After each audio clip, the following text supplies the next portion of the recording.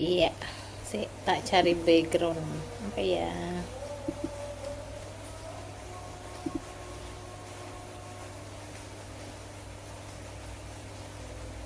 Ternyata tidak ada. Di blur aja. Pakai akun yang lain. Oke, Mau langsung dimulai, Bu? boleh. Baik, sebelumnya selamat malam. Assalamualaikum warahmatullahi wabarakatuh. Waalaikumsalam. Jumpa lagi di mata kuliah Critical Thinking pada malam hari ini dan pertemuan terakhir. Alhamdulillah sudah 7 pertemuan bersama teman-teman dan juga Bu Putri. Karena hari ini adalah perkuliahan yang terakhir, dimohon dong teman-teman semuanya on cam semua ya selama perkuliahan dilaksanakan. Saya tunggu dan Putri tunggu buat teman-teman terutama yang manajemen dan juga akuntansi yang sebelumnya tidak pernah on cam, silahkan on cam. Baik, sebelum perkuliahan dimulai, alangkah baiknya kita berdoa terlebih dahulu sesuai agama dan kepercayaan masing-masing. Berdoa dimulai.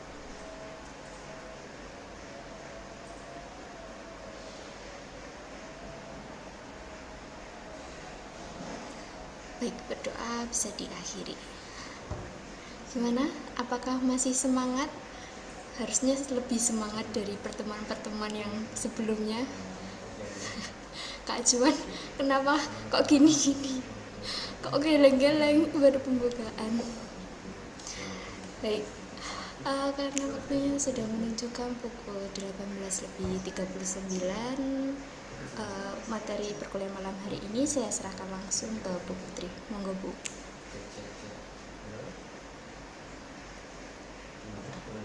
Oke, suara saya aman, teman-teman?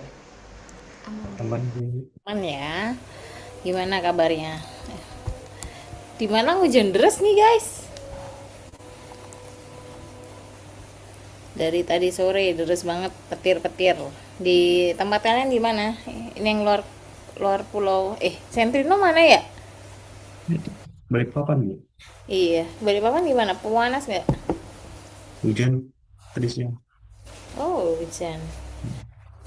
Yang di kota-kota lain gimana? Masih hujan atau sudah tidak pernah hujan? Masih hujan, Bu, tadi deras. Oh ya, kita masih tetanggaan kan ya? Deket lah ya. Oke, izin share screen ya. Bentar. Saya harus nutup yang ini dulu. Oke.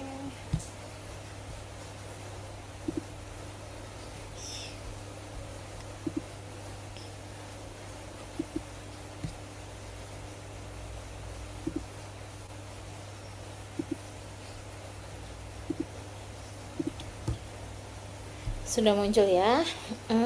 Oke, ini materi terakhir dan juga mungkin ada salah satu part untuk UAS-nya nanti ya. Jadi boleh dipakai ini ya, analisanya pakai standard of intellectual ini gitu ya. Jadi ada 9 nanti beberapa hal yang kita sampaikan di sini ini akan jadi bahan untuk project UAS-nya gitu. Jadi kalian boleh ngirimkan nanti ya, terutama yang mungkin nggak datang ini ya kelas onsite, nanti wajib ngumpulkan gitu. Yang enggak gimana, ngumpulin juga sih gitu. Jadi biar ada ininya, biar ada storynya, biar ada prakteknya gimana caranya bikin argumen ya, terus kemudian refleksi diri segala macam gitu dengan critical thinkingnya teman-teman. Oke. Nah, ini kerangka berpikir berpikir kritis yang dikembangkan sama Paul and Elder sebenarnya. Nah, ini jadi standar intelektual universal. Jadi 9 kriteria ini tuh sebenarnya dipakai untuk supaya kita setiap kali ketemu case atau lagi mikirin sesuatu gitu ya, kita bisa mengevaluasi kualitas penalaran kita gitu, entah itu berhubungan dengan data, entah argumen, entah artikel, entah berita kayak gitu ya, atau masalah kita sendiri gitu. Mungkin tanpa standar ini kadang-kadang kita cenderung bias gitu ya, atau mikirnya yang gampang aja, yang dangkal aja gitu ya, bahkan bisa kemana-mana gitu, bisa nggak terarah gitu. Nah jadi ini tuh bisa jadi filternya kita. Filter tuh kayak teman-teman yang berkacamata itu kan biasanya bisa ngelihat segala sesuatunya mungkin ya, yang awalnya punya minus atau silinder gitu ya, kalau nggak pakai kacamata kurang jelas. Nah dengan adanya tambahan kacamata ini mungkin membantu penglihatannya jauh lebih jelas. Itu sama, jadi nanti ada analoginya kayak gitu juga ya teman-teman. Jadi kita itu melihat segala sesuatu tuh mungkin bisa lebih jelas, lebih clear, lebih presisi gitu ya, atau ada hal-hal yang mungkin sebelumnya kita tidak tahu, kita bisa temukan dengan sudut pandang kriteria ini gitu. Nah kadang-kadang kita tuh sering salah ngambil keputusan gitu ya, karena yaitu tadi pikiran kita itu suka banget jalan pintas ya, kayak yang awal saya sempat sharing itu, cari yang cepat gimana, karena itu pola yang biasa muncul di kita gitu. Nah mungkin ada egosentrisme yang biasanya ketika kita ngelihat segala sesuatu yang kita lihat aja, yang kita biasa lihat gitu, sudut pandang pribadi aja gitu. Kemudian juga jarang atau sulit menerima informasi yang baru gitu ya, dan kita biasanya kejebak sama biasnya kita, asumsinya kita, atau keyakinannya kita gitu, atau udah keburu ngambil keputusan, jadi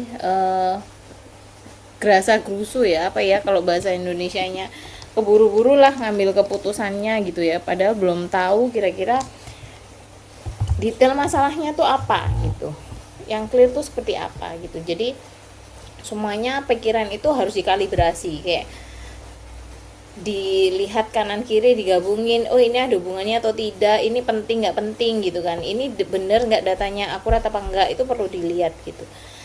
Dan kadang-kadang kita harus menumbangkan argumen pribadinya kita gitu. Jadi oh ternyata yang awalnya kita punya asumsi kayak gini belum tentu benar gitu ya. Terus kita dengan lihat data, kita lebih tersadarkan dengan adanya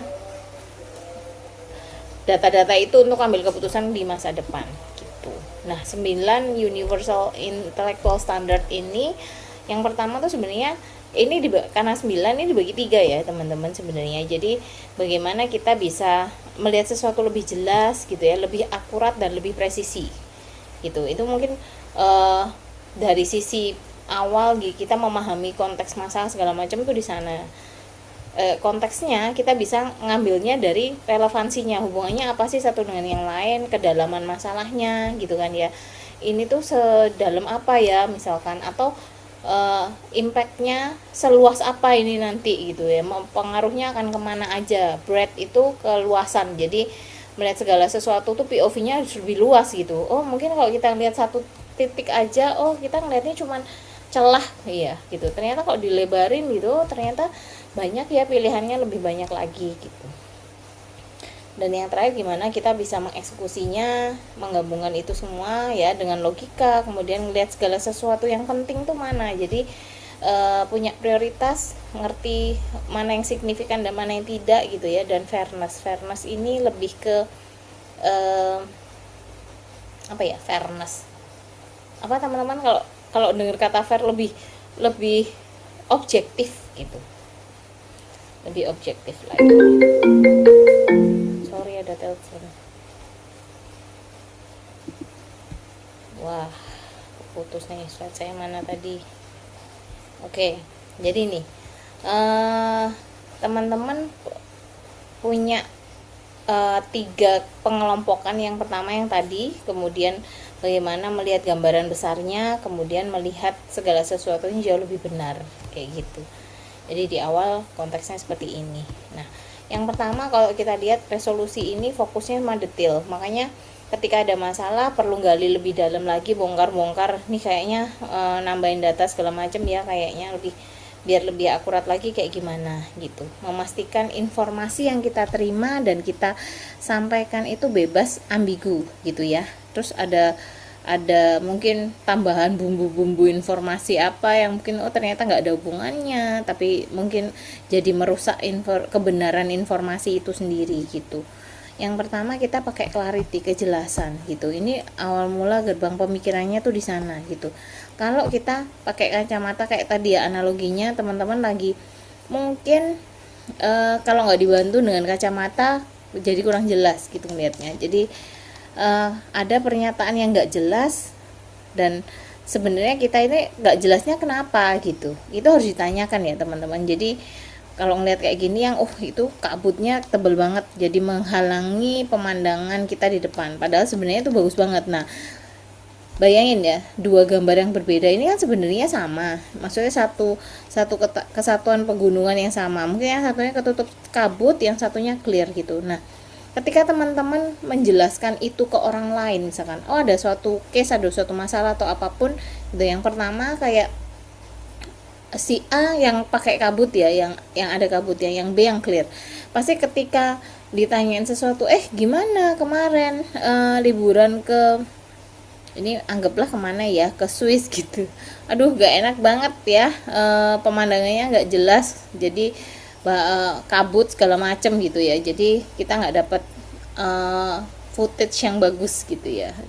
Terus yang satunya yang punya yang lebih clear atau punya POV yang beda atau sudut pandang yang lain gitu, ceritanya kan lain gitu. Oh iya kemarin tuh pas banget kita sana, cuacanya cerah banget gitu, lihat pemandangannya jelas indah ya, kita bisa ngelihat pohon-pohon itu warnanya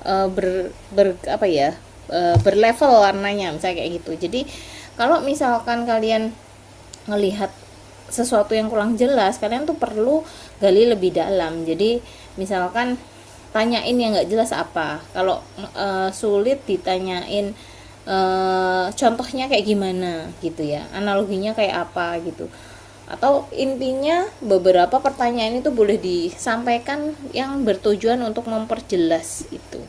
Kemudian yang kedua adalah akurasi. Nah, apakah ini benar-benar kejadian gitu, atau ini sesuai fakta apa enggak sih gitu. Contoh di sini ya, ini kan pakai AI juga ya materinya. Jadi biasanya agak-agak gitu ya. Mengklaim rata-rata anjing punya berat 150 kilo gitu. Jauh banget ya. Wah, kayaknya ini ngawur sih. Jadi gitu. Atau kita lihat dari sisi presisinya gitu. Apakah datanya cukup spesifik untuk ditindaklanjuti ke depan gitu. Teman-teman di sekitarnya pasti ada benda-benda ya yang kira-kira bisa dipakai untuk mengukur sesuatu yang jadi pedoman akurasi. Boleh dong ngambil di kanan kirinya benda, kira-kira ini bisa untuk ngukur apa, kayak gitu. Coba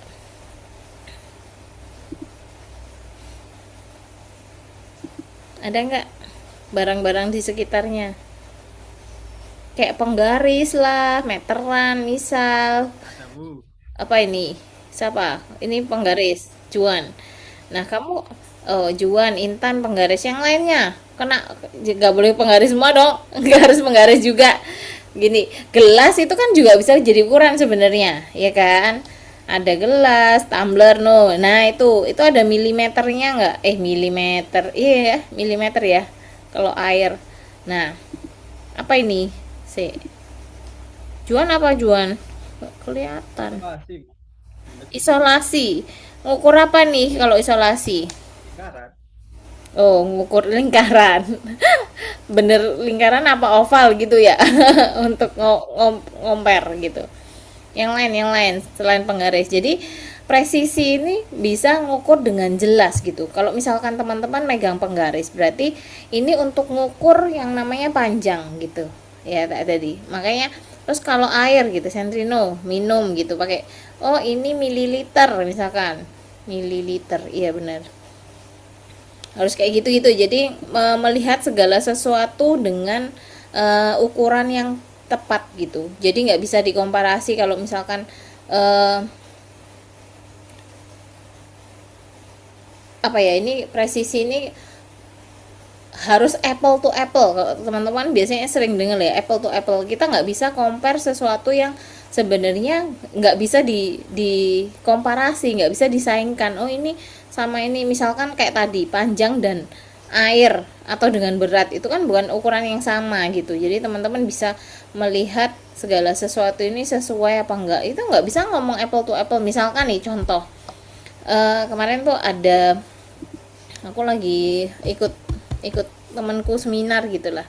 Kebetulan temanku ini masih muda, punya bisnis sendiri, maksudnya timnya itu masih anak rata-rata Gen Z gitu. Terus dia bilang bahwa iya Gen Z itu butuhnya kenyamanan gitu. Terus pokoknya membahas hal-hal yang Gen Z ini mau, tapi di satu sisi itu nggak nyebutin yang namanya gaji gitu di sana. Saya kan penasaran ya, terus tanya lah gitu, gimana kalau misalkan kamu punya tim yang sudah menikah, apakah dia juga tidak membutuhkan gaji itu, intinya gitu. Terus sedangkan misalkan POV ku adalah kalau misalkan kamu leader dari perusahaan yang mungkin karyawannya ribuan, sudah 6.000, sudah 10.000, itu tuh gaji tuh krusial banget untuk membangun suatu perusahaan atau menjaga stabilitas perusahaan. Jadi kalau dia ceritanya soal Gen Z yang mungkin di timnya ini yang kecil 10-15 orang dibandingkan Gen Z di perusahaan besar gitu ya, yang kalau Gen Z di perusahaan besar udah nggak bisa nih, kayak dia nge-treatmentnya dengan oh nggak apa-apa, kamu asal pekerjaannya beres aja, kamu berangkat jam 11 siang nggak apa-apa, misal gitu.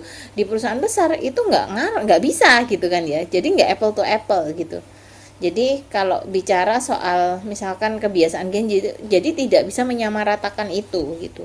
Harus dilihat nih akurasinya seberapa. Kalau di perusahaan kecil manage Gen Z dengan hal seperti itu oke, bisa, tapi kalau di perusahaan besar ya standar penilaiannya sudah clear gitu, mau kerjaannya kayak gimana, nanti penilaiannya seperti apa, kemudian ngaruhnya ke bonus, ke gaji segala macam itu sudah dipikirkan gitu. Sampai sini ada pertanyaan? Geleng. Oke, ini fase 2 di mana teman-teman bisa melihat segala sesuatu yang lebih luas. Kalau tadi sudah clear gitu ya, maksudnya data-datanya udah kekumpul banyak gitu kan ya. Fase ini teman-teman bisa mulai kayak tadi, di kayak saya yang cerita teman saya yang punya perusahaan itu, terus dikomparin ke sesuatu yang besar gitu. Berarti kan sudut pandangnya nggak cuman oh iya kamu kan perusahaan kecil, nah coba bandingin kecil dan bidang jasa gitu ya, dan mainnya digital. Coba kalau ada produksinya, kalau semuanya lengkap, misalkan ada produksi, marketing, accounting, sama apa ya, produksi, marketing, accounting, sama HR. Bayangin kalau perusahaan kecil itu semuanya, atau HR sama marketingnya kadang-kadang bisa dipegang sama ownernya sendiri, misal kayak gitu ya teman-teman. Jadi kita bisa ngelihat dimensinya jauh lebih luas. Oh ya kalau perusahaan besar ini pasti punya tim leader, punya supervisor, punya manajer dan lain-lain. Gambarannya jauh lebih luas lagi gitu ya. Sudut pandangnya digali lagi, arahnya kemana gitu. Nah ini tadi ngelihatnya lebih dalam lagi nih, misalkan ambil contoh aja ya. Ini kalau ngomongin soal kecanduan narkoba misalkan. Nah, itu kan kompleks banget nih sebenarnya. Jadi kalau misalkan ada campaign gitu kan ya, itu kadang-kadang nggak langsung kena gitu ke orang-orang yang secara umum gitu. Oh, kalau narkoba katakan tidak, misalnya itu sponsor dulu ya, zaman dulu banget ya. Cuman kita bisa ngelihat dari berbagai sudut pandang, mungkin alasan dia pakai itu sebenarnya apa gitu kan ya, terus gimana cara berhentinya, apakah treatmentnya setelah itu kan biasanya kalau sudah ketangkep atau apapun itu kan katanya direhab misalkan, apakah proses rehabnya itu benar, akhirnya dia nggak balik lagi, dan itu kan perlu banyak digali, banyak disambungkan dengan beberapa hal gitu. Jadi nggak cuman udah pokoknya kalau ada kayak gini ditolak aja, belum tentu gitu. Tapi kan kita bisa lihat, oh ternyata alasannya dia pakai tuh banyak gitu. Oh ternyata dia tinggal di lingkungan yang seperti itu misalkan ya. Jadi dulu saya punya saudara tuh di Jakarta, ternyata satu kampung itu jualan gitu. Jadi wah, terus akhirnya saudara saya milih dekat ke kantor aja, beli apartemen dekat kantor kayak gitu. Terus akhirnya anaknya ini lumayan lah, sudah berkurang gitu, kayak oh ternyata memang lingkungan sengaruh itu. Cuman ya balik lagi ke orangnya juga ya, kayak gini tuh kalau hal-hal kayak ini nanti kita debat ya di belakang. Jadi teman-teman siapin cara gimana nyari informasi, nyusun sudut pandangnya, nyusun argumennya, nyampein argumennya, dan bagaimana teman-teman ngerespon pendapat orang lain ketika teman-teman nggak setuju dengan itu gitu. Jadi nanti siapkan diri Anda untuk saling melontarkan argumen gitu kan ya. Dan ini dilihat relevansinya gitu ya. Jadi misalkan dosen ini ngasih nilai berdasarkan nilai akhirnya doang, UTS UAS-nya misalnya gitu. Nah kalian setuju nggak gitu? Wah ya nggak setuju dong Bu, kan saya datang full gitu misalkan, temen yang nggak datang dapatnya lebih bagus daripada saya misal kayak gitu, tapi nilai ujiannya kalian misalkan nggak sebagus dia gitu, tapi nilainya ternyata dia jauh lebih bagus gitu. Nah teman-teman merasa kayak wah nggak bisa kayak gini dong, kayak gitu kan biasanya. Jadi menurut saya selalu ada relevansinya ketika teman-teman hadir dan teman-teman berproses di sana, otomatis apa yang kita diskusikan itu ada impactnya. Kemudian kalau ada misalkan tugas-tugas, kuis-kuis kan kalian ngikutin tuh, otomatis nilainya pasti lebih ngerti dong. Nilainya pasti bisa lebih bagus karena teman-teman lebih ngerti apa yang disampaikan. Mungkin teman-teman yang tiba-tiba nggak pernah hadir ikut ujian terus nilainya jadi bagus karena ya bantuan di luar gitu ya, kita nggak tahu, oh ternyata lebih pinter nyari informasi untuk ngerjain soalnya misalnya segala macam gitu. Jadi kita harus ngukur relevansinya apa ya. Kalau datang otomatis dia tahu materinya apa, otomatis kalau dites dia akan jauh lebih bagus daripada orang yang nggak datang kan gitu ya. Jadi ada relevansinya. Makanya termasuk saya sendiri kalau nilai ke teman-teman ngaruh banget ketika orang itu datang dan aktif dan tidak gitu. Karena dengan yang datang aja loh kadang-kadang tuh nggak ngerti gitu kan dia. Maksudnya datang cuman oke, dengerin gitu kan ya. Nggak tektokan misalkan ya, tanya ya udah nggak banyak jawab segala macam. Tapi dengan datang pun itu paling nggak kalian terrecord lah ya, ngerti, denger dikit-dikit gitu kan ya. Mungkin dari 100% yang disampaikan nangkep 20 gitu. Yang mungkin sambil nyoba misalkan lagi ngerjain ada kuisnya gitu ya. Teman-teman kan pasti ingat beberapa hal lebih banyak daripada dia gitu. Nah ini keluasannya gitu kan ya. Kalau biasanya kalau kita ngeliat dari sudut pandang kita sendiri gitu kan ya, nah itu lama-lama kita merasa kayak kurang berkembang gitu. Justru kalau saya tuh merasa banyak tambahan insight itu ketika ketemu orang baru ya dari zaman kerjaan saya dulu sih kayak gitu ya. Jadi ketika ketemu klien itu kayak saya manfaatkan nerima ilmu baru. Dia tuh bisnisnya apa, timnya seberapa besar ya, kira-kira tren bisnisnya yang dia masukin itu segala macam, terus dia punya apa ya kayak gitu, produk apa yang mungkin menarik bisa dikolaborasikan sama yang lain misalkan kayak gitu, atau seberapa besar bisnisnya dia di level mana kayak gitu. Itu menarik banget. Jadi biasanya makin banyak itu insight kita makin terbuka luas. Yang nggak ngerti kayak kemarin Asia kerjasama sama Bola Mas, kebetulan kan kita diundang ke sana juga gitu. Nah ternyata timnya juga welcome banget. Kita jadi taunya Bola Mas yang kayaknya mie-nya mungkin di pasaran umum nggak terkenal, dia itu supplier besar di hotel-hotel, di restoran ya, bahkan sudah ekspor ke beberapa negara. Jadi ada Arab gitu ya. Kemarin saya dapat mie yang dikirim khusus diekspor di Arab segala macam kayak gitu ya. Terus ada yang memang eksklusif untuk misalkan negara tertentu kayak gitu, packagingnya mintanya kayak gini. Nah kayak gitu jadi lebih banyak sudut pandangnya gitu ya. Terus dulu sempat punya klien atau nasabah yang punya pabrik teh gitu ya, tapi kok di Surabaya, ngambilnya dari mana, penasaran, jadi kerjasamanya ternyata di daerah Jawa Tengah segala macam kayak gitu, diolahnya di Surabaya gitu ya. Terus memang juga nggak terlalu banyak dijual di pasaran juga ternyata. Oh memang dia supply juga ke B2B, jadi perusahaan, sesama perusahaan kayak gitu.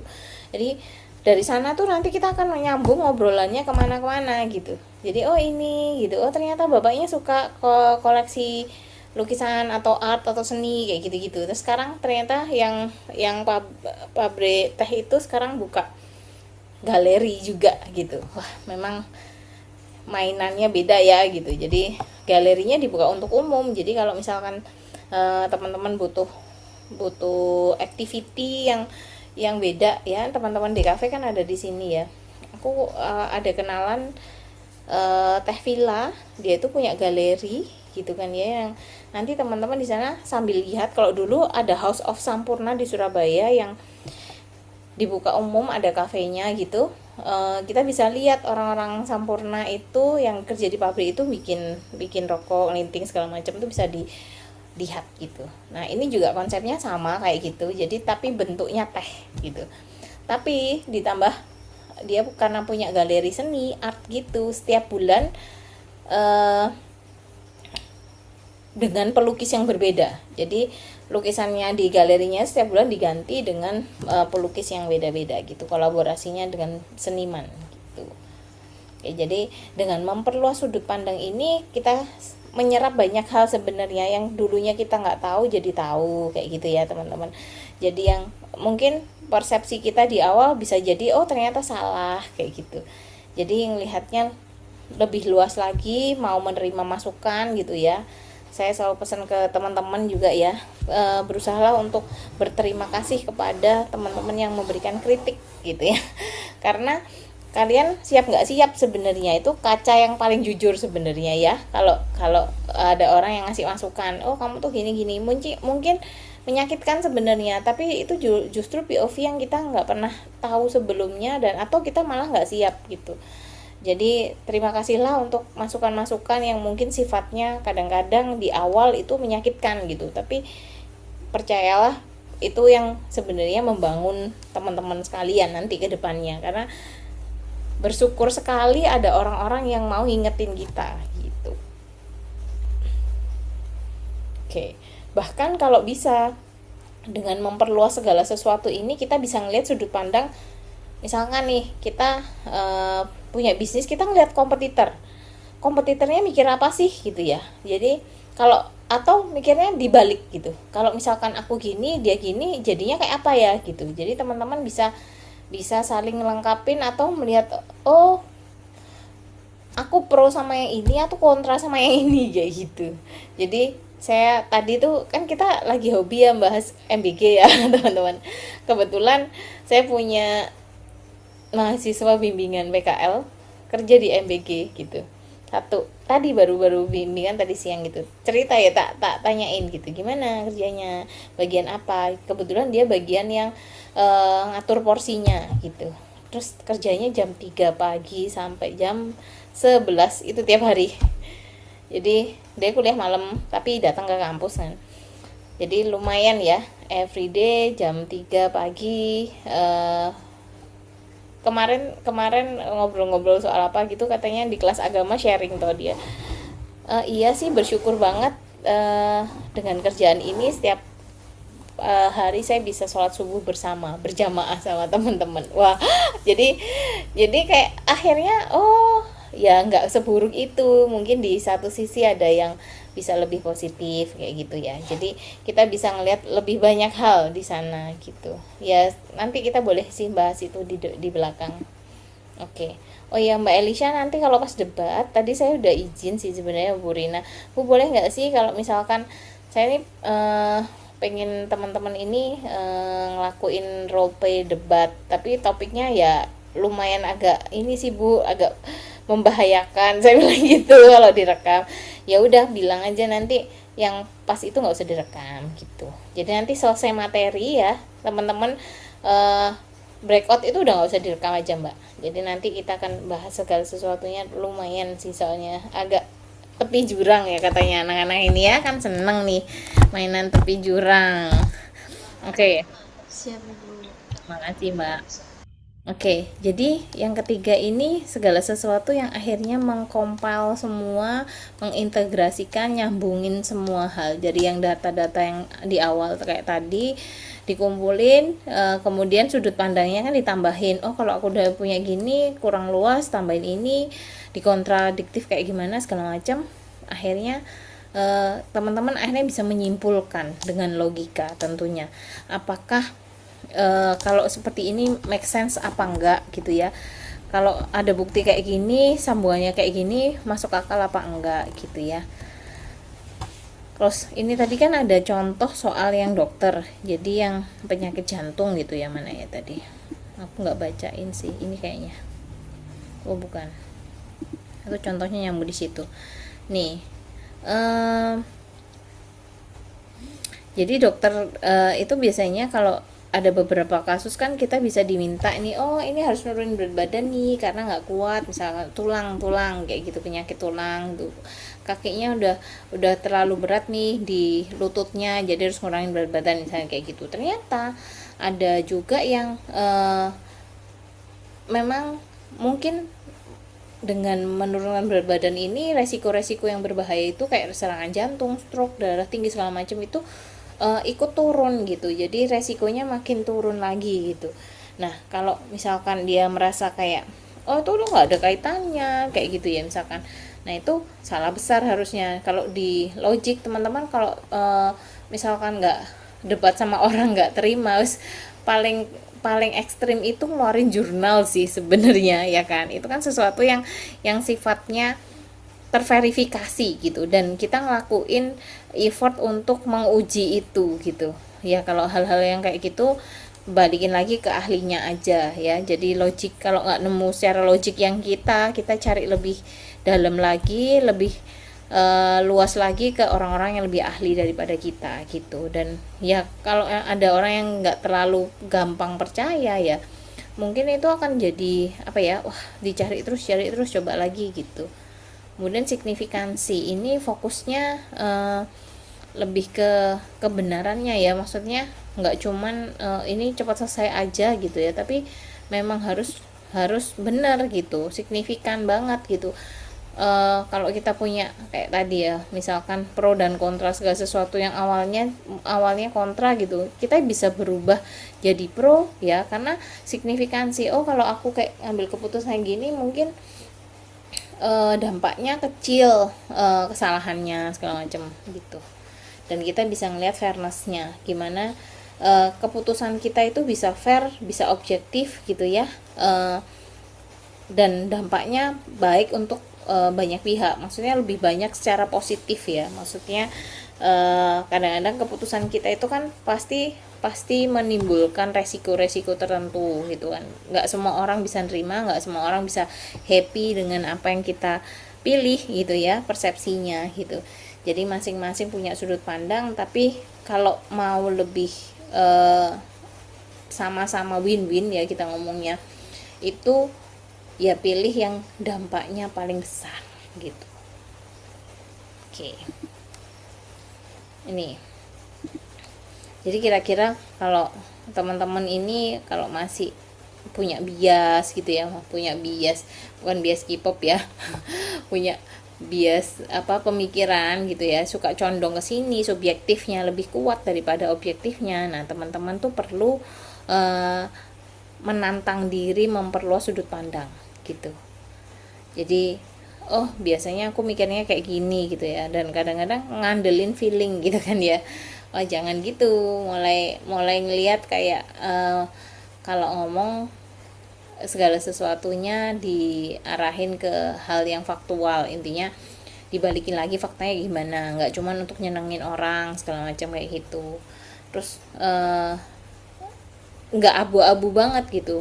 Biasanya kan suka cerita hal yang ambigu, misalkan hitam putihnya nggak jelas atau belum ada teruji. Kalau di bercandaan sih nggak apa-apa ya, tapi kalau kalian di forum segala macam gitu, upayakan untuk bicara dengan jelas.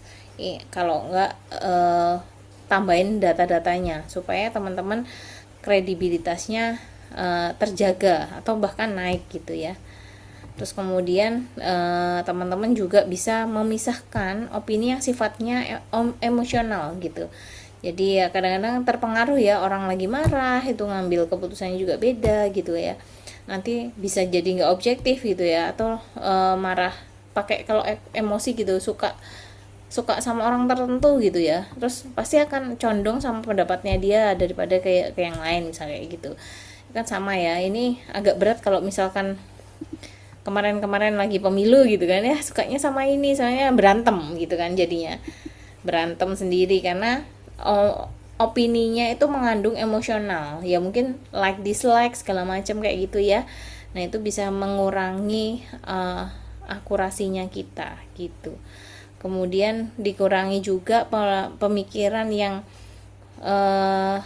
mengutamakan kepentingan pribadi gitu ya, maksudnya karena kita tuh harusnya bisa lebih fair, bisa ngelihat berbagai sudut pandang, termasuk sudut pandangnya lawan bicara kita gitu. Ini ya. Jadi dengan nyoba mengintegrasikan tiga-tiganya itu, diharapkan teman-teman bisa bikin keputusan jadi lebih benar. Nah, kita coba pakai analogi ya. Jadi ini gini, misalkan dalam satu case atau satu masalah, nggak harus 99-nya dipakai sebenarnya. Pasti ada yang ini nggak butuh nih, nggak usah dipakai. Contoh nih, kalau teman-teman pakai analogi lagi ngambil foto aja ya, kalian pakai lensa gitu ya. Nah, kira-kira lensanya udah fokus belum sih gitu ya. Kadang-kadang asal jepret aja, ternyata belum diatur fokusnya, masih ngeblur gitu kan ya. Kita nggak bisa ngelihat objeknya dengan jelas gitu. Apakah secara akurasi ketika foto itu dipindah ke laptop misalkan, dilihat warnanya kok gini sih, kemarin aku ngaturnya nggak kayak gini ya, jadinya ternyata di kamera itu kalian pakai yang ada filternya gitu, jadi warna aslinya nggak muncul kayak gitu. Dan yang ketiga mungkin dari sisi presisi gitu kan ya, apakah teman-teman ngambilnya makro banget ya, detail banget gitu ya, yang sampai kalau moto lalat itu mata kotak-kotaknya kecil-kecil kelihatan gitu ya, bahkan motif sayapnya itu kelihatan banget gitu ya, jadi presisi banget gitu.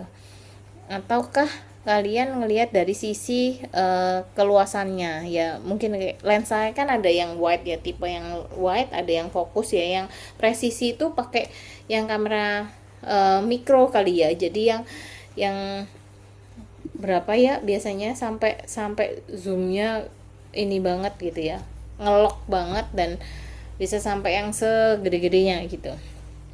Kemudian yang ini, yang keluasan ini ngelihat lensa yang wide ya, biasanya memang yang suka nature kayak gitu-gitu ya, ngambil tipe kamera yang luas mungkin ya, jadi sudut pandangnya jadi lebih luas lagi ya ngelihatnya. Kalau ngambil biasanya sini nggak cukup nih, mau moto gunung gitu misalkan, itu kan biasanya ada berapa gunung yang saling bertumpukan gitu ya, depan belakang segala macam, itu biar kelihatan semua gitu, jadi sudut pandangnya jadi lebih luas lagi gitu. Oke, ini kalau misalkan ke dokter gitu ya, kamu lagi sakit perut, kalau aku mau ke dokter deh gitu, jadi pasien, dokternya nanya dulu biasanya perutnya bagian mana gitu ya, rasanya kayak gimana gitu. Itu apa yang dilakukan dokter itu untuk mencari clarity, untuk kejelasan. Jadi ternyata yang sakit sebelah sini, sini, bisa aja kan, mungkin asam lambungnya lagi kambuh, atau ternyata bukan itu, ternyata ada batu empedu misalkan, atau apa ya biasanya yang di perut tuh selain itu, atau lagi mau datang bulan misal kalau cewek gitu ya. Nah dokternya juga presisi bagian mana gitu ya, kanan kiri ulu hati gitu ya. Nah itu bisa ngebedain apakah oh lagi ternyata oh ini usus buntu nih gitu, oh ini asam lambung nih gitu ya. Jadi teman-teman kalau ditanyain dokter gitu ya nggak usah malu atau takut. Jadi apa ya, bisa cerita ke ahlinya langsung gitu. Oh sebelah sini dok, itu misalkan kambuhnya itu beberapa hari sekali atau malam aja atau apa, itu ceritain aja gitu, terus rasanya kayak gimana, terus efeknya kayak apa kalau kalian misalkan oh makan makanan tertentu ternyata lebih gak enak, bikin mual misal kayak gitu, bisa ceritain gitu. Nah di sini dokter tujuannya adalah biar cari akar masalahnya, biar nggak salah ngasih obat. Sebenarnya dokter itu juga lebih pas. Ada beberapa, saya tuh punya dokter langganan, dokter anak sih, tapi itu tuh anak kecil kan sering panas ya. Nah panas itu tuh bisa ketahuan gitu, oh ini lagi panasnya radang, oh ini panasnya lagi alergi atau apa, infeksi pencernaan atau kayak gitu tuh bisa tahu gitu. Terus dilihat mungkin tanda tambahannya juga bantuin gitu, oh ini lagi flu Singapura lagi apa. Jadi teman-teman saya nyaranin ke sana tuh karena merasa kayak wah kamu ke dokter itu aja dia bisa bedain panas dari panasnya aja, dia bisa bedain. Oh gitu, oh iya ya ternyata beneran. Waktu yang dulu waktu masih kecil sering-sering banget gitu ya, kayak sebulan sekali aku dulu ke dokter anak itu karena aku punya alergi. Ternyata nggak setiap bulan itu juga alergi juga, enggak, tapi mungkin lagi ada musim penyakit tertentu kayak gitu ya, ternyata keluar ketularan kayak gitu. Jadi dokter ini juga mungkin karena sudah sering nemu kasus, banyak kasus, jadi lebih objektif gitu ya, ngelihat oh keluhannya seperti ini ya, riwayatnya kayak gimana gitu, oh pernah sebelumnya pernah ngerasain kayak gini atau enggak gitu. Jadi kadang-kadang dokter ini enggak galinya malah apa ya, mempertajam kayak oh ini tuh nggak cuman perasaan kamu aja loh sakit yang kayak gini gitu. Saya ini tipikal yang sangat jarang kan ke dokter sebenarnya. Kayak kemarin waktu hari yang sakit radang parah itu, saya akhirnya minta ke dokter gitu karena nggak biasa gitu. Jadi akhirnya ngobrol panjang, oh iya dok ini ternyata karena saya sampai 3 hari 3 malam itu nggak tidur gitu ya, karena buat nelan itu kebangun gitu, rasanya kayak disilet-silet ngobrol sama dokternya. Terus yang kaget itu adalah tensinya kok jadi segini gitu ya. Dokternya ketawa kan khawatir ya. Biasanya kayak dok saya tuh biasanya cenderung normal atau malah normal ke bawah gitu, darah rendah gitu. Ini jadi tadi waktu dicek tekanan darahnya kok tinggi, ada ya nggak tidur 3 hari gitu. Jadi dokter ini nggak apa ya, nggak pakai yang oh itu perasaanmu aja gitu kan, atau ini bahaya atau enggak gitu. Jadi kayak sebenarnya kan kita takutnya itu ada bahayanya kok jadi tinggi gitu, ternyata ya ya memang karena ada sambungannya. Oh kemarin nggak tidur kok 3 hari, ya udah ya pasti biasanya naik. Kayak waktu itu juga nganterin ibuku ke dokter gigi itu kan ya, karena sama malamnya nggak tidur. Orang tua itu kan memang tensi tekanan darah itu cenderung naik kan, cenderung tinggi gitu. Cuman ketika ke dokter gigi tinggi itu, dokternya nggak mau ngambil tindakan waktu itu, mau cabut gigi atau apa gitu. Oh jangan deh, iya soalnya semalam nggak tidur gitu. Oh ternyata memang ada nih sambungannya gitu. Dari sini teman-teman langsung praktek aja ya. Iya, ya kan. Jadi yuk debat. Ini puncaknya. Jadi kalau kelas offline tuh sebenarnya ya lumayan menarik ya. Teman-teman yang offline itu biasanya kalau waktu debat itu lucu-lucu, ada yang kostum presiden gitu-gitu. Jadi pakai cosplay gitu. Jadi pakai jas, yang cewek juga dress well kayak gitu. Jadi karena kita offline di sini ya, teman-teman, saya belum menentukan. Oh oke, saya tahu deh, saya kayaknya kayak Sentrino aja. Jadi karena ini tim hijau dan tim merah ya, jadi yang pro hijau, yang merah itu tim yang kontra. Nah teman-teman, ini aturan debatnya. Jadi masing-masing tim itu terdiri dari 3 orang. Nah topiknya itu nanti ada 4 topik yang beda. Jadi teman-teman satu tim cuman ini mahasiswanya berapa ya Mbak? Sebentar tak stop dulu. Ada 22, Bu. 22. Oh, 22. Boleh dong ngechat yang nggak ada di yang mana ya, nggak ada di kamera, teman-teman.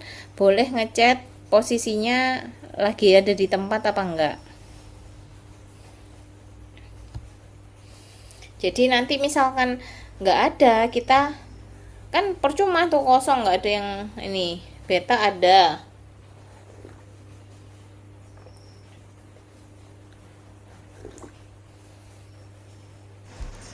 Kak Alex, Kak Dea, ada Kak Dewi Ari, Ada. Kak Dia, Rahmat perjalanan pulang. Kak Dwi Rohman, Kak Laras, Kak Nadia, Kak Naura, Kak Nizam, Kak Nurmala, Kak Rara, Kak Roni, Malah ada Nurmala. Kak Zahwa,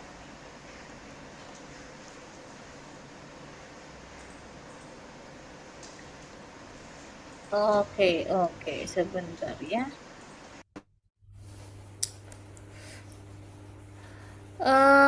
Teman-teman, yang perjalanan pulang tuh berapa sih? Yang perjalanan pulang nanti pasti nggak jadi debat dong.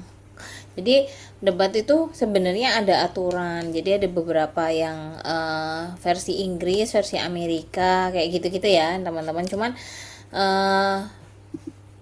kayaknya kita nggak usah pakai yang terlalu formal kayak seperti itu gitu ya, karena itu susah banget untuk kalau di kompetisi kayak gitu biasanya pakai caranya gini gini gini ya, aturannya segala. Cuman kita latihan aja. Saya di jalan Bu, macet. Wah, terus kalau di perjalanan ini gimana? Anu aja, kita volunteer. Yang ada kan tadi beta ada, yang ada. Oke. Wes gini aja. Tapi harusnya diacak ya Mbak biar lebih enak. Wes gini aja nggak apa-apa. Diacak semua aja. Terus dibagi per tim 3 ya kan. Nah, nanti kita tentukan kamu tema ini yang pro atau kontra gitu ya. Oke, jadi ini teman-teman aturannya adalah kan ini ada 4 topik sebenarnya, tapi kalau waktunya cukup ya, maksudnya kita akan bahas satu-satu gitu. Ada satu tim pro dan satu tim yang kontra. Nah, urutannya adalah kan karena 3 orang nih. Orang pertama itu orang pro, jadi membuka topiknya ya, kita akan diskusi atau kita akan mencoba untuk berargumen tentang misalkan apa satu. Nah, itu dia opening dulu, kemudian menurut timnya dia pro dengan ini karena bla bla bla bla bla. Jadi nggak cuman 1 kalimat 2 kalimat boleh gitu. Jadi kalian ungkapkan argumen-argumen yang ada kaitannya atau datanya dengan topik tersebut ya, kemudian disambung ya sama tim kontra, direspon. Kalau menurut tim kita tuh gini. Jadi tugasnya kalian nanti di breakout room itu nyari data sebanyak-banyaknya tentang topik itu gitu ya.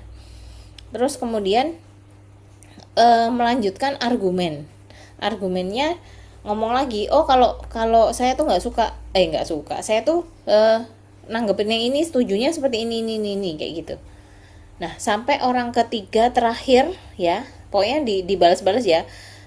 Yang hijau ngomong dulu, terus merah, hijau lagi, merah lagi, hijau lagi. Nah, merah ini harus sudah ketemu konklusinya. Maksudnya intinya adalah setelah ini ada usulan nih, satu grup 6 orang aja, 6 orang 12. 18 dong jadinya. Kurang ya. Jadi kurang ke 18 ya. Jadi nanti 3 aja tetap ya. Nanti tetap aja. Jadi poin yang terakhir itu harus sudah terkonklusikan. Nah, sebenarnya kenapa debatnya harus gini-gini? Nah, itu kita yang nonton nanti kita akan tahu argumen ini benar gak, ini benar gak, kayak gitu. Kita jadi penontonnya ya. Jadi nanti 6 orang ini akan muncul dalam satu layar ya. Kita off cam tapi kita bisa melihat mereka gimana menyampaikan pendapatnya masing-masing gitu. Ada pertanyaan teman-teman? Kurang jelas? Halo? Jelas, Bu. Jelas ya. Oke, di mix aja ya ini nanti 3-3. Nah, oke, sekarang penentuan topiknya ya. Ini nggak boleh ada yang sama. Pilih C. Timnya apa ditentuin aja ya Mbak L. Jadi nanti Boleh, Bu. gimana enaknya teman-teman? Mau kalau misalkan nih, sorry ya, kalau sudah di breakout room kalian baru milih, oh saya yang satu gitu ya, satu yang kontra misalkan, ternyata teman-teman sebelahnya juga milih satu yang kontra, jadi nggak ketemu debatnya gitu. Ada usulan? Mending Gimana? dibagi timnya dulu, Bu. Oke, bagi timnya dulu ya. Iya, daripada nanti bentrok gitu. Oke, langsung ditulis di nomornya gini aja Mbak kali ya. Satu sebentar. Oke, coba ya. Kalau mau diajak atau mau pakai spinner, Bu? Mau pakai spinner? Oh enggak, ini timnya dulu aja Mbak. Oh, benar. Oke. Heeh. Teman-teman mungkin ya coba langsung ganti ini ada 22 berarti ada 7 sih, gak bisa ya kayaknya. 1, 2, 3, 4. Ini kan ada 4 topik nih, apa 5 ya guys? 5 tapi berarti temanya 2 aja. Nah teman-teman kayak kira-kira mau yang mana? Gini, kalau misalkan ini adalah 5 orang per tim ya, itu debatnya lebih panjang, diskusinya lebih panjang. Setiap orang punya kesempatan untuk ngomong ya, intinya gitu. Nggak yang oh dia terus yang ngomong, misalnya kayak gitu, jangan gitu. Jadi ini kan karena tim ya, atau misalkan 5 orang tapi tadi udah diskusi gitu ya, ya wes yang 3 yang ngomong gitu. Boleh sih sebenarnya, cuma nanti empat-empatnya harus diberesin topiknya gimana? Atau mau langsung debat di sini? Gimana? Enggak. Kalau mau langsung udah oke. Oke, kayaknya lebih gampang langsung ya. Kalau gampang langsung tuh gini, saya kasih waktu teman-teman untuk meriset, untuk nyari pola pikirnya sendiri-sendiri tentang 4 hal ini gitu ya. Jadi nanti setiap mungkin 15 menit kita diskusi nomor 1, 15 menit kita nomor 2 gitu kah? Boleh Bu, tapi timnya yang pro sama kontranya tolong dibagi dulu aja Bu. Oke, di tengah langsung aja. Maksudku adalah gini, wes gak usah tim-timan gitu kan ya. Karena kan susah ya nanti kalau tim-timan. Maksudku semua orang di sini riset ini dulu empat-empatnya. Jadi riset empat-empatnya, kalian kan pasti punya sudut pandang masing-masing di sini. Kayak yang kemarin kita kan debat, oh ini bubur diaduk apa bubur dipisah itu loh. Nah, wes nanti di sana kalian boleh nambung. Kalau itu kan cuma yes or no, alasannya apa gitu ya. Nah, ini teman-teman nanti boleh sambil debat kalau di sini. Gimana? Setuju, Bu. Di tengah aja ya, biar rame ya. Oke, mau berapa menit buat risetnya? 1, 2, 3, 4 hal. Kalian bisa baca artikel dulu atau apa kayak gitu. Berapa menit? 10 menit cukup. 10 menit ya, sambil didengerin lagu aja Mbak. Wis kalau nggak 10 menit 3 lagu deh, 3 lagu. Siap, Bu. Oke, topiknya ini silakan teman-teman nanti coba riset di udah di foto.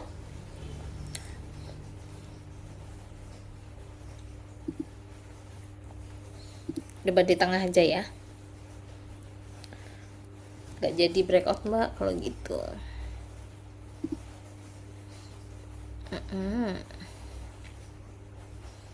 Oke, Riza, welcome. Ya, sudah. Terima kasih Mbak, diakhiri dengan yellow. Oke. Yuk, sudah siap ya? Tak cek. Saya cek dulu ya untuk UAS-nya. UAS.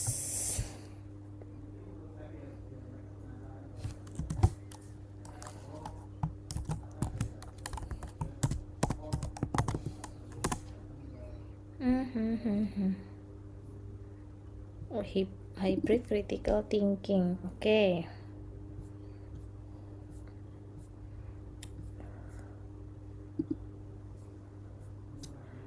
Aku share dulu teman-teman, saya jelaskan dulu ya. Gak keluar ya, takut gak keluar deh. Keluar ya teman-teman. Ini soal UASnya nanti saya titipin Mbak Elisha, tapi saya share juga di sini ya teman-teman, bisa download. Jadi ini kita akan menulis refleksi diri sebenarnya. Jadi bisa untuk critical thinking. Jadi kan masing-masing pernah ngalamin sesuatu gitu ya, atau lagi ada peristiwa yang wah ini seru banget nih gitu untuk dibahas gitu. Misalkan entah tentang keputusan pribadi segala macam gitu ya. Nah, teman-teman bisa ceritain itu secara singkat dan netral aja gitu ya, nggak ya, jangan terlalu detail-detail banget, yang confidential jangan terlalu diceritakan juga ya. Terus kemudian peranmu tuh sebenarnya di situ apa, atau misalkan contoh dalam satu tim gitu ya, ada masalah, nah kamu tuh posisinya kayak gimana gitu. Terus dekonstruksi, jadi dipecah-pecah gitu. Kira-kira kognitif biasnya apa gitu dari teman-teman ngelihat sudut pandang masalah itu. Kemudian gimana bias itu ternyata mempengaruhi sudut pandang teman-teman. Kemudian pakai 9 standar itu boleh salah duanya yang dipakai, atau minimal 3 lah ya dari 9 itu, yang supaya teman-teman bisa merapikan sudut pandang kalau aku bilang ya.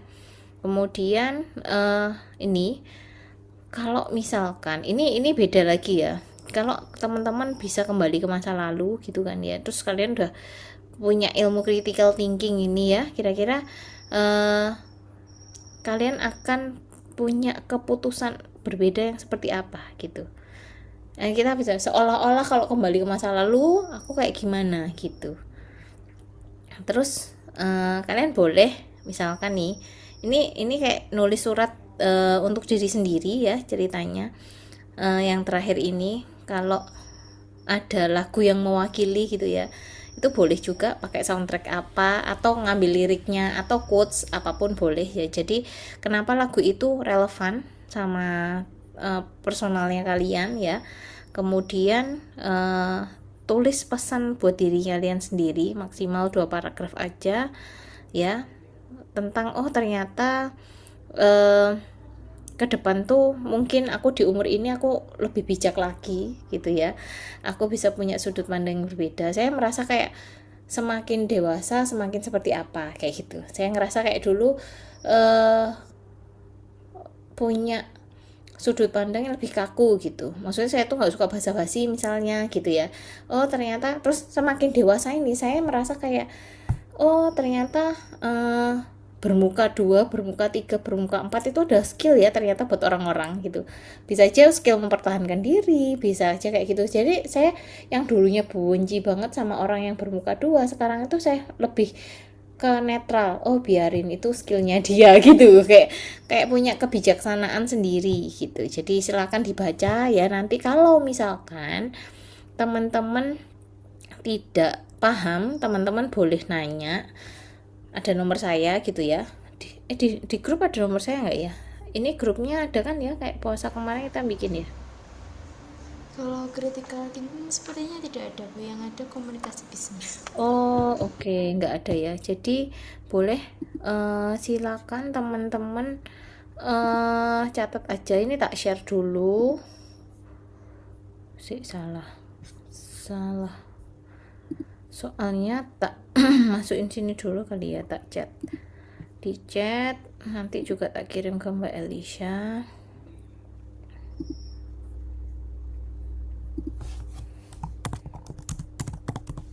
Oh, yang ini nggak ada ya, Mbak ya? Aku nggak tahu.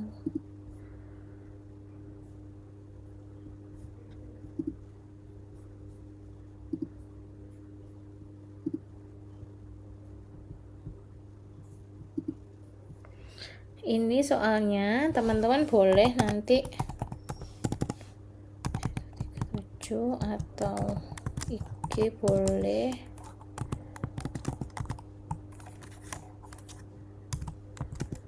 ya, saya bisa dihubungi di sini ya, nanya ini maksudnya gimana, ngapain segala macem, itu boleh di sini gitu. Oke. Pertanyaan sebelum kita mengakhiri sesi kita? Permisi Bu, ini Ya. tugasnya buat semua kan ya? Meskipun yang ikut onsite maupun tidak kan ya Bu ya? Yang ikut onset ya poin plus ya Mbak El.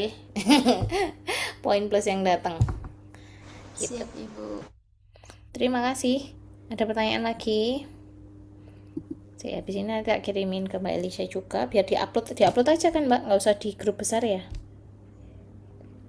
Tinggi, Biasanya Bu. gimana? Ini sudah saya download aman kok, Bu. Bisa Oke. langsung saya share. Oke. Minggu depan sudah nggak ada ya Juan ya? Kan sudah diganti kelas onsite ya. Terus tugasnya kerjakan ini aja sampai tanggal 13 sampai 15 ya kan. Gitu. Yuk teman-teman, terima kasih. Yuk foto bersama mengakhiri sesi critical thinking semester ini ya. Oke. Silakan teman-teman yang belum on cam, bisa on cam terlebih dahulu. Kita tunggu.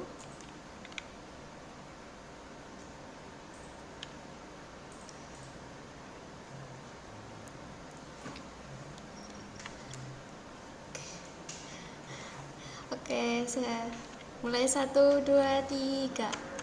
Lagi-lagi 1, 2, 3. Oke, terima kasih. Terima kasih. Bertanya, Bu. Terus tutup Juan. Wah, ditanya. Lupa. Apa? Enggak, ini tadi Sentrino kan tanya di chat itu untuk pengumpulannya Apa? via apa. Terus ini dijilid kan enggak kan? Ya Allah, ngapain dijilid? Kertas A4 PDF aja guys ya. Di situ ada link drive-nya sudah. Oh, Ya. oke. Oke Siap, Bu. ya. Standar saya A4, jangan F4 gitu-gitu. Standar A4. Nggak usah dijilid, sudah di sana aja. Nggak usah ditulis tangan ya. Ditulis ini. Saya apresiasi yang benar-benar